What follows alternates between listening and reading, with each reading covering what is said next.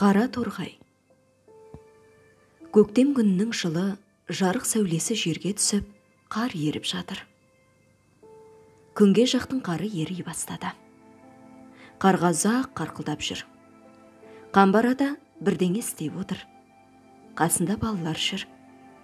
Ата, не істеп жатырсыз? Қонағыма үй істеп жатырмын. Сіздің қонағыңыз кім? Қонағымды көрерсің. Қонағыңыз қандай? Қонағым қол басындай, мінезі қорғасындай, деп қарт жымияды. Қарттың сөзін түсіне алмай, балалар тұрып тарасты. Қар кетті, көк шықты, күн ашық. Бір топ қара торғай ұшып келе жатыр. Ауылдың үстіне келіп жалт бұрылды. Олай бұлай айналды. Биік ағаштың басында Қамбар атайдың кішкене үйшігі қалқайып тұр. Қара торғайлар ұшып ауылға келді. Біреу барып үйшіктің аузына қонды.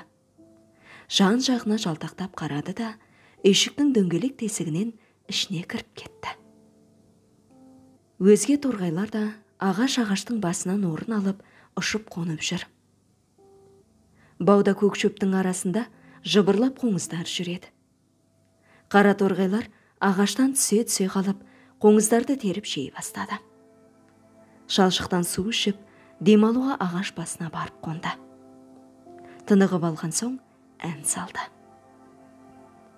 Манағы үйшікке кірген торғай сонда мекендеп алды. Күзге шейін кетпеді. Қамбар атай шөп шапса, қара торғай шегіртке қырады. Құрт, шегіртке, инелік, маса, шыбын, бәрі де егіннің жауы ғой. Сол жаулардың бәрін қара торғай құртады. Қара торғайдың пайдасы ұшан теңіз. Қамбар атайдың қонағым қол басындай, мінезі қорғасындай дегені сол қара торғай екен.